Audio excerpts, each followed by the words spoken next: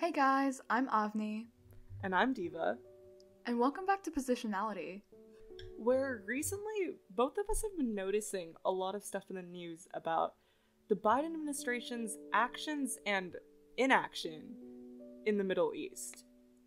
So, when Biden was first beginning his campaign, one of his main priorities that he outlined was wanting to get out of the conflicts in Afghanistan and in the Middle East, specifically in Iraq. But recently, the US ambassador to the UN outlined some goals towards Iraq which seem to be suggesting the opposite. Yeah, I heard that the US is actually planning to find ways to keep troops in Iraq and make sure that the forever war, which Biden promised to end, doesn't end in the near future.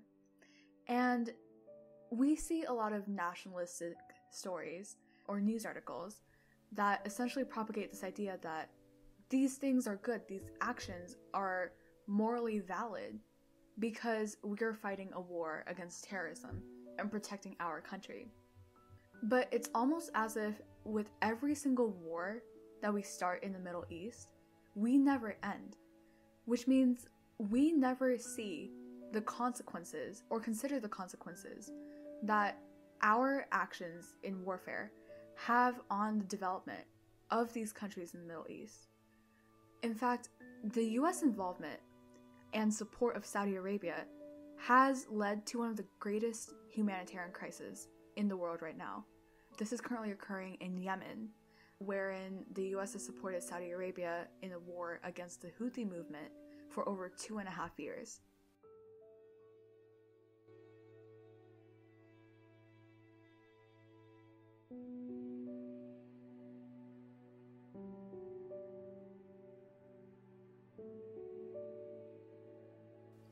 Despite US involvement recently, it's important to look at where this conflict originated. If you look at Yemeni politics, it's a lot more intricate and complex. Both of them are essentially very morally gray. This actually stems from a lot of religious conflict, in that there is a huge divide between Shia Muslims and Sunni Muslims, two different factions of Islam. Now we have Houthis, who are Zaidi Shia or Shia Muslims, and they're essentially a minority of the Shia Muslims. They concentrated themselves in North Yemen and have essentially fought for control over Yemen with the other groups that existed within the country. The Zaidi, while being in the minority of the country, were the majority in that area. Later on, they fought both the Ottomans and the Wahhabis, which are both nations who were part of the Sunni Islamism in the 18th and 19th centuries. So, when the Ottoman Empire actually collapsed in 1918, a Zaidi monarchy began to take power in North Yemen. And this kingdom fought and lost a border war with Saudi Arabia in the 1930s. Saudi Arabia being another region mostly made up of Sunni Muslims. So in this sort of conflict, they lost a significant amount of territory to the Saudi state, and since then there's been a lot of conflict between Saudi Arabia and North Yemen. So later on, in 1962, Egypt gets involved because, as you guessed it, Egypt is another Sunni Muslim region. They brought in a republic coup that overthrew the king of North Yemen and established an Arab nationalist government. With the assistance of the Soviet Union, now Russia, Egypt sent tens of thousands of troops that forced Zaidi royalists, or people who supported the monarchy, to flee to the Saudi Arabian border. The Saudi government supported the royalists in their endeavor to regain control of the country against Egypt because Saudi and Egypt kind of hate each other. So think of this entire conflict between Saudi and Egypt as proxy wars. So Yemen is just one sort of battleground. The war ended in a Republican victory when Saudi Arabia and Egypt resolved their regional conflicts in a war against Israel, because proxy wars, we love them, and this essentially caused them to lose interest in the Yemen civil war. So in a way, it's kind of like the US and the Soviet Union, back in the Cold War, were fighting over Korea by proxy. And then they lost interest in Korea, so they moved to Vietnam. And the same thing happened when Saudi Arabia and Egypt were fighting in Yemen, but then moved on to Israel. And then in 1978, they brought in a Zaidi Republican general, Ali Abdullah Saleh, who came to power and ruled Yemen for 33 years. He essentially was able to unite North and South Yemen in a bunch of other wars, such as the Kuwait War in 1991. So while this might seem great, a lot of people claim that his administration was insanely corrupt. And one of the groups that specifically thought that he was corrupt were, in fact, the Houthis. So the Houthis essentially became a Zaidi resistance to Saleh and his corruption, and went as far as to charge Saleh with an intention to steal Yemen's wealth for his own family and personal purposes, just like a lot of the Arab dictators in Egypt and Syria. But then, they also criticized Saudi Arabia and actually the US for siding with Saleh. And that's where the US came into play, because since Saleh was specifically against Al-Qaeda, the US was of course in support of him because of the war against terrorism. Even though his cooperation with Al-Qaeda is perceived to be incomplete. So man didn't even do his job, and yet the US was like, we support you. But then with the US involvement and siding with Saleh, that did nothing other than further radicalize the Houthi movement against Saleh, where in 2003 they actually adopted the slogan, "God is great, death to the US, death to Israel, curse the Jews, and victory for Islam." Essentially, it's very much the enemy of my enemy is my friend, or the friend of my enemy is my enemy. Because the US sided with Saleh, the Houthi movement now hates the US. In response to this, Saleh actually launched a series of military campaigns to destroy the Houthis. In 2004, Saleh's forces killed the leader of the Houthi movement. And he used the Yemeni army and air force to suppress any sort of rebellion that occurred in North Yemen. Saudi Arabia later joined with Saleh in their campaigns and endeavors. So even though originally Saudi Arabia was joining with Saleh, in 2011, Saleh was actually replaced by Hadi at the behest of Saudi Arabia, who are again majorly Sunni Muslims. And of course, the Houthis were extremely critical of Hadi, solely because he was a Sunni Muslim. In 2014, surprisingly, the Houthis and Saleh actually colluded with one another, solely against Hadi. And since much of the army remained loyal to Saleh, both the Houthis and Saleh had a larger force in the country, and for the most part, the majority viewed Hadi as a Saudi stooge and saw Saleh as the main leader. I just like to say, if Hadi is a Saudi stooge, what is Saleh? Man switches his side based on what he sees to be beneficial to his power. He's literally a chameleon. In 2015, Yemen's capital finally fell to the Houthi rebel forces, just as there was a transition of power in the capital of Saudi Arabia. Obviously, this is not a very good look for the new king. And then later on, the main port of Hodeidah also fell to Houthi forces. This port is especially important as it controls a lot of trade and therefore economic development of Yemen as a whole. So being able to control that would be able to essentially minimize the amount of economic power Hadi had over the country. Later on, they began to develop this sort of alliance with Iran and open direct civilian air traffic between the capital of Yemen and the capital of Iran. Why is Iran involved? Well, they also hate Saudi Arabia. So of course, knowing that, Iran immediately began to form an alliance with the Houthis, and Iran promised cheap oil for Yemen, and rumors of this sort of Iran and Houthi cooperation spread very quickly. As a result of this sort of alliance, the Saudis chose to go to war in support of Hadi and prevent the Houthi-Saleh rebellion from consolidating control of the country. Their defense minister, now Crown Prince Mohammed bin Salman, or MBS, took a public lead in promising victory for the Saudi-backed forces and formed a coalition with other traditional Saudi allies. What's even worse is that in 2017, Saleh switched his support again to support Saudi-backed forces against the Houthis, which eventually got him killed. Essentially, everything that's happening in this region is solely a religious conflict between Sunni Muslims and Shia Muslims. In this case, since the Houthis, Zaidi Shias, are the minority, it's basically them against almost everyone else, mainly Saudi Arabia. At the same time, it served as a battleground for many proxy wars to take place.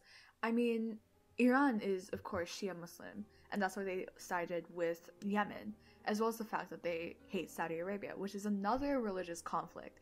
But Saudi Arabia and Egypt also use this. Both of them are Sunni Muslim, I believe, and both of them kind of use this as a ground for proxy war and consolidating control and establishing dominance in the Middle East.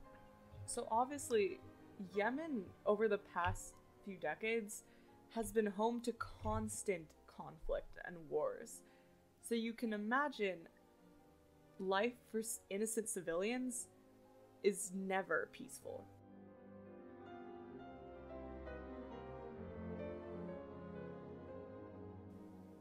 So now, currently, because of all the conflict that's happened over the past couple decades, Yemen is currently facing one of the biggest humanitarian crises in the world. And the reason for most of that has been unlawful war, not only from Saudi Arabia, but also from the Houthis. So the Human Rights Watch has actually documented at least 90 unlawful Saudi-led coalition airstrikes that seem to be deliberate attacks on civilians. And with all of these airstrikes adding up altogether, that's an average of 12 attacks per day taking place. Not to mention, they've also purposefully bombed hospitals, school buses, markets, mosques, farms, bridges, factories, and detention centers, all of which are essential for civilian life to even take place. So not only are the Saudi coalition essentially hurting people in warfare, they are crippling any sort of development from taking place in the first place. I think it's important to take into account, though, that Houthi forces aren't completely innocent either. Now, the Houthis have repeatedly fired into Yemeni cities, as well as launching indiscriminate ballistic missiles into Saudi Arabia. And all of these actions taking place might amount to charges of war crimes. Not to mention that the Houthis have also placed landmines all across Yemen, which harm innocent civilians and their ability to go on with their daily lives, once again impeding any development from taking place. Also, both sides, the Houthis versus the government, the UAE, Saudi Arabia, and their coalition, both of them have arbitrarily detained people, including children, abused detainees, and held them in poor conditions. They've also abducted people that seemed like political opponents or security threats, and they just kind of disappear. Now, as a result of all of this conflict, it's led to a lot of starvation and disease in Yemen. Now, more than 20 million Yemen citizens are struggling with food insecurity, and nearly half of those are on the brink of famine. Even before COVID ever happened, diseases like cholera were rampant, reaching about 700,000 cases in 2019 alone. The war has displaced nearly 3 million people, more than 1 million of whom are internally displaced.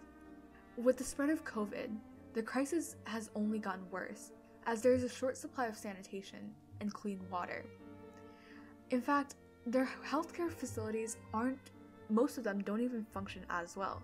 Those that do often lack basic equipment such as masks and gloves, as well as oxygen and other essential supplies needed to treat the virus. A lot of healthcare workers are receiving little to no salary or incentive, and about 10.2 million children don't have access to healthcare. Especially with children, a lot of those who are killed or maimed in the conflict, many of them are more vulnerable, as the damage and closure of schools as a result of COVID has disrupted their access to education and healthcare, which are essential in any developing country. Even without COVID, about 2 million children were out of school, and now that has become to about 7.8 million children. With the background of the humanitarian crisis, as COVID spreads across Yemen, tens of thousands of children will experience life-threatening, severe acute malnutrition within a period of 6 months. The overall number of malnourished kids under the age of 5 could grow to 2.4 million.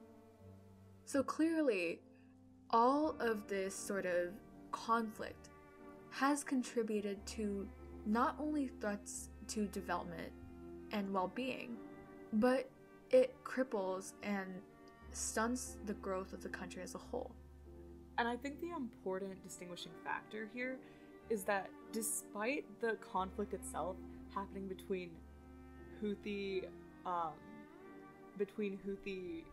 resistance groups and the Saudi Arabian government for the most part, the people who are being harmed the most are actually innocent civilians who aren't taking place in the conflict whatsoever. This actually reminds me of a book that I strongly despised in my freshman English class, but it's actually called The Lord of the Flies, wherein these boys are stranded on an island. From that, they essentially try to rebuild society. Two leaders emerge. There is one who is Jack, and the other who is Ralph. While Ralph was somewhat democratically elected, and he appears to be the more level-headed leader, Jack is power-hungry.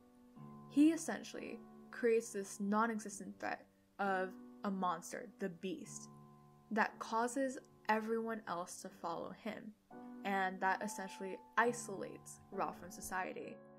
And the boys essentially resort to savagery rather than being able to rebuild society, in that the most innocent character who realizes that the Beast is not a real threat is harmed in this act of savagery.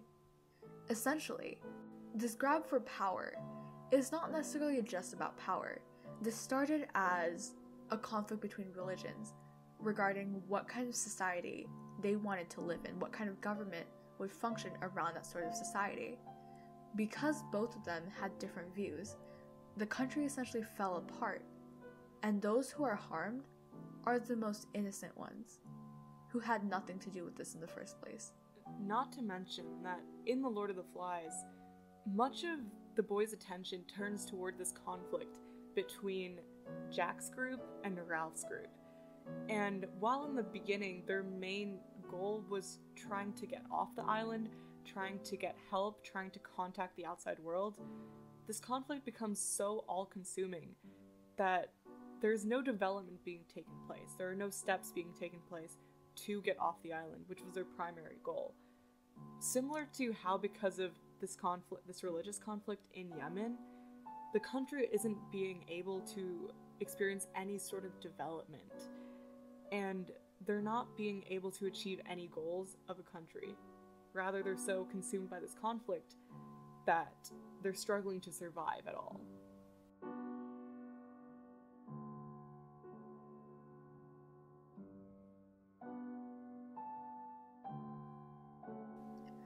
So, we started this episode by talking about the US's complacency in this whole humanitarian crisis. So, I guess it's important to discuss that within this episode. Now, the Obama administration actually sided with Saudi Arabia, and this has sort of been an informal alliance that has been going on for the past 70 years.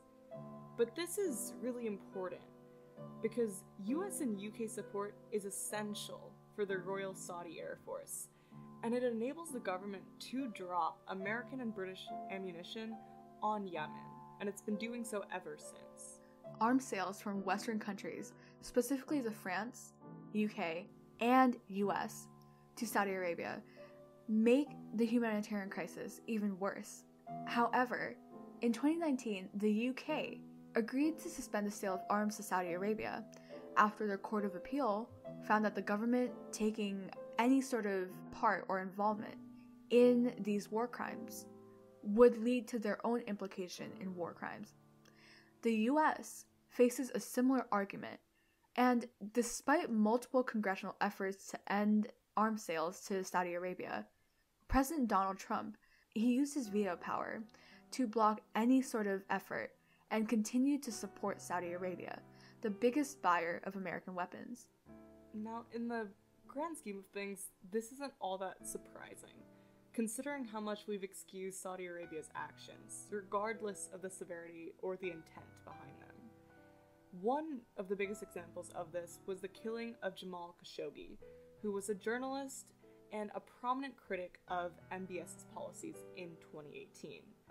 Now, the CIA concluded that Saudi Prince MBS ordered the assassination to take place, and apparently a team of 15 Saudi agents flew to Istanbul and killed Khashoggi inside the Saudi consulate.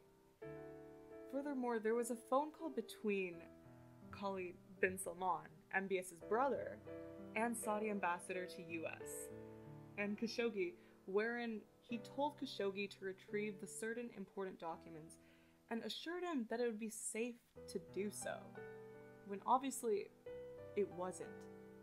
Now, this isn't a partisan thing either.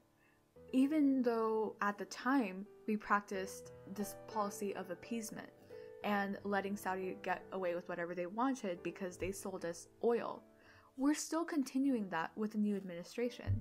Take, for example, the recent lack of condemnation. In fact, even though the US has now gotten confirmation, official confirmation, that this has occurred, President Biden refused to penalize MBS for killing Jamal Khashoggi for fearing that there would be a breach in relationships. And not to mention that since then he's been continuing to defend this decision, stating that it would have been diplomatically unprecedented for the US to act against MBS, despite there being no official alliance between the US and Saudi Arabia. And this policy of appeasement never works. I mean, take into consideration this policy of appeasement in World War II. I mean, a lot of the world powers just kept on letting Hitler get away with whatever he wanted. And eventually, he was able to invade countries such as Poland and do human genocide. Even with the Yemen crisis, MBS, now that he knows that nothing is going to come out of his actions, is encouraged to keep doing them. I read this bizarre story wherein the UN received nearly $1 billion from Saudi Arabia for the humanitarian response to the Yemen crisis. You know what's free? Not bombing Yemen. I mean, despite, giving all this money to the UN to try to help this humanitarian crisis, no amount of money is going to be able to solve it if Saudi Arabia and the Houthis continue to have this sort of conflict, which is basically impeding most of the humanitarian efforts from actually making a difference to begin with.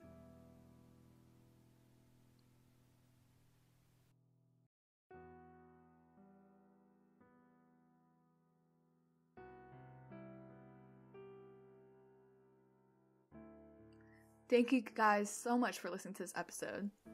If you enjoyed it, make sure to add it to any playlist you might have. Rate us if you're on Apple Podcasts. Be sure to subscribe, like, and comment on our YouTube because we also have additional content such as short films and documentaries and interviews coming up, so you don't want to miss that.